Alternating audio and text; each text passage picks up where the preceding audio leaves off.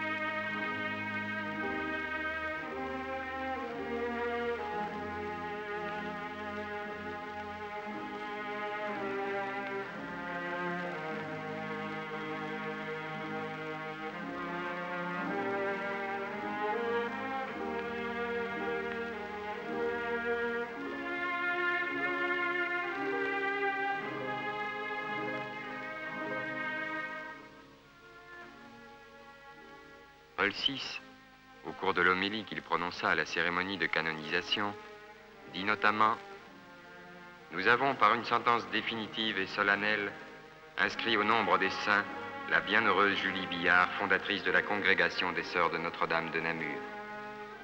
Nous l'avons déclarée digne du culte dont l'Église honore l'un de ses membres qui est parvenu au salut et participe à la gloire du Christ. Nous l'avons proclamée sainte. » Que signifie ce titre, le plus élevé qui puisse être reconnu à une créature humaine? Qu'est-ce que la sainteté?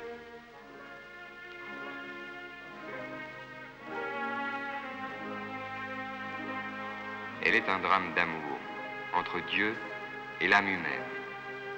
Un drame où le véritable protagoniste est Dieu en personne qui opère et coopère. Il n'y a rien de plus intéressant, de plus riche, de plus profond, de plus surprenant que ce drame. Nous devrions en être curieux, savoir l'admirer comme les chrétiens d'autrefois, lesquels étaient attirés par le charme de ce phénomène extraordinaire qui fait entrevoir quelque chose de la prodigieuse action de Dieu dans une vie humaine privilégiée, qui fait admirer cette vie dans laquelle se manifestent les plus secrètes et les plus belles possibilités de notre nature lorsqu'elle est animée par des forces surnaturelles. Nul doute que l'élévation de leur fondatrice aux honneurs des autels offrira à toutes les filles de Julie Billard et à toute l'Église l'occasion de relire l'histoire humble et grande de sa vie. Tous voudront méditer les différents aspects de sa biographie, dont chacun laisse transparaître une splendeur de grâce et un exemple de vertu chrétienne. L'humilité, la pureté, la patience, la douceur, l'intériorité dans l'agir, et toujours, d'une manière quasi connaturelle, l'aspiration à l'apostolat, l'amour de l'Église au milieu de tant d'épreuves et d'amertume, l'assiduité dans la prière, la dévotion à la Vierge, l'art de se faire aimer et obéir, le talent d'organiser. Vous qui êtes ces filles dans le Christ, vous connaissez cette histoire simple et admirable, et dans la pénombre des événements ordinaires, vous savez découvrir la lumière évangélique qui nous la rend si sympathique et nous fait jouir de l'affabilité de sa conversion, aussi modeste que sage. Si souvent achevée par l'exclamation qui la caractérise tout entière, « Ah, comme il est bon, le bon Dieu !»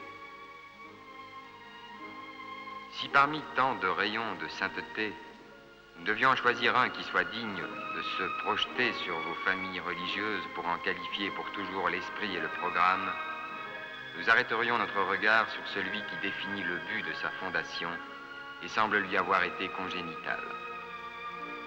L'instruction religieuse et l'éducation chrétienne des jeunes filles, spécialement des pauvres.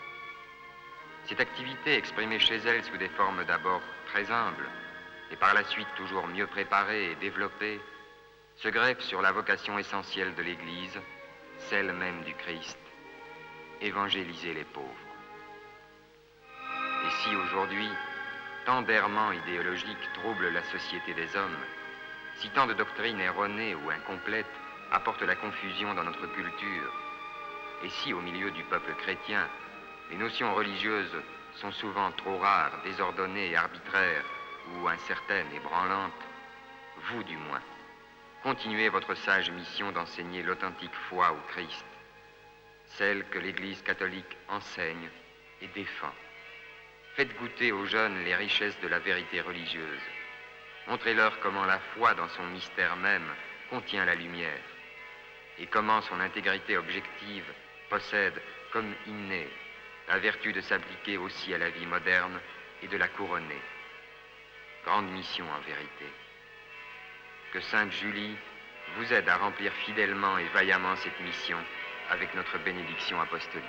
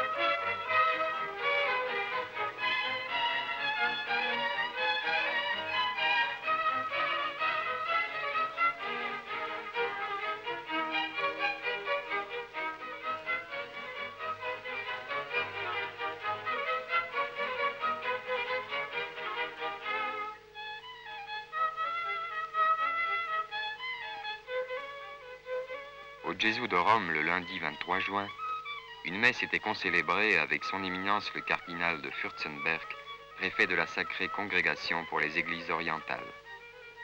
Monseigneur André-Marie Charru, évêque de Namur, prit la parole. Quelques faits saillants de la vie de la fondatrice nous aideront à préciser le dessein de Dieu et la collaboration qu'apportèrent et que continuent d'apporter à la réalisation de ce dessein la foi, l'amour et la totale disponibilité de Sainte Julie et de ses filles. Un jour, dit le Père Clair, Julie fut ravie en extase. Autour de Jésus en croix, elle contemplait une multitude de vierges portant un costume religieux qu'elle ne connaissait pas. La vision fut si claire, les traits de quelques religieuses si nettement gravés dans sa mémoire, que plusieurs années après, elle pouvait dire à quelques-unes de celles qui s'offraient pour être ses compagnes, « Dieu vous veut dans notre société. Je vous ai vu parmi les nôtres à Compiègne. » La vision s'accompagnait d'ailleurs d'une voix qui en précisait la portée. Ce sont les filles que je vous donne pour l'Institut, qui sera marqué de ma croix.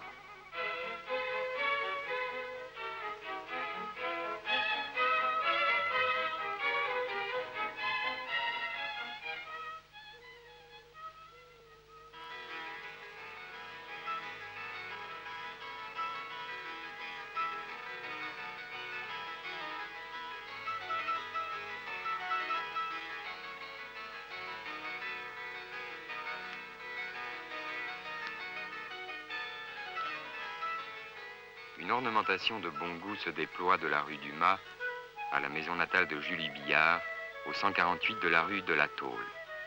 Banderoles et drapelets en bleu et blanc, couleur de la congrégation des Sœurs de Notre-Dame. Drapeau aux couleurs internationales flottant au haut des mâts. Arc de triomphe sous-tendant des inscriptions choisies. Dieu est amour. Honneur à Sainte Julie Billard. Ah, qu'il est bon le bon Dieu. Et la place de l'église et l'autel dressé pour la concélébration. C'est à la mairie qu'à 9h30, M. Dessessart reçoit les hautes autorités religieuses et civiles. Puis, la longue procession se met en marche et se dirige vers la maison natale de Julie Billard, d'où la chasse, contenant les reliques insignes de l'héroïne du jour, sera portée à l'église par des jeunes filles en blanc, tandis que les haut-parleurs synchroniseront et diffuseront prières et chants. À l'autel, dressé sur le parvis, les trois évêques concélèbrent avec une trentaine de prêtres de France et de Belgique. En l'honneur de celle qui, ayant cru à l'amour, n'a vécu que d'amour et est devenue la messagère de la bonté de Dieu, toute la célébration liturgique se déroule sur le thème de la charité universelle. Lecture, commentaires, prières d'intercession, chants, où la foule internationale répond avec enthousiasme à la chorale.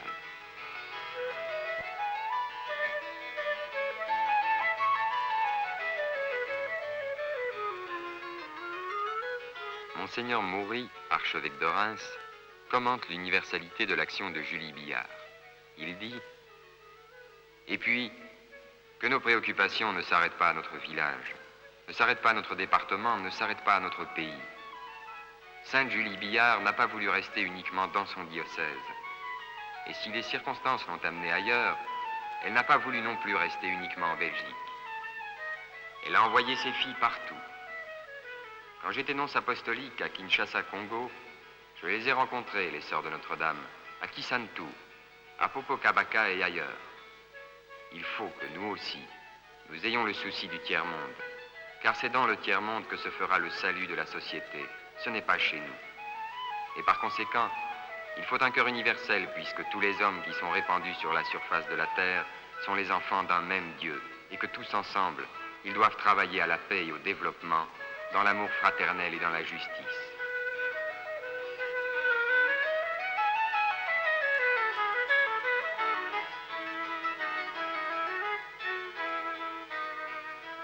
Monsieur Descessards, maire de Cuvilly, dit à son tour. Que dire en conclusion? Julie Billard est née parmi nous voici plus de 200 ans. Elle a vécu, humble et pauvre, sur les lieux mêmes où nous sommes. Elle y a vécu près de 40 ans avant d'aller fonder à Namur la congrégation des Sœurs de Notre-Dame qui, de nos jours, compte des communautés dans les 5 parties du monde et qui travaille à l'éducation chrétienne de l'enfance et de la jeunesse. C'est le prodigieux épanouissement d'une œuvre marquée du signe indélébile de la sainteté de sa fondatrice. Voici ce que nous savons, nous, habitants de Cuvilly, de la sainte que nous fêtons aujourd'hui. Il nous est loisible d'imaginer quelles qualités, quelles vertus héroïques furent les siennes, pour que Julie Billard accède à la sainteté au fil des épreuves dont sa vie fut tissée. Nous nous réjouissons de voir inscrire un de nos enfants au catalogue des saints et nous ressentons une admiration et une fierté profonde.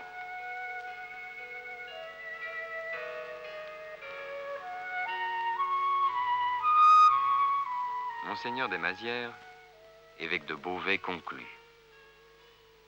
Permettez-moi d'ajouter un tout petit mot seulement.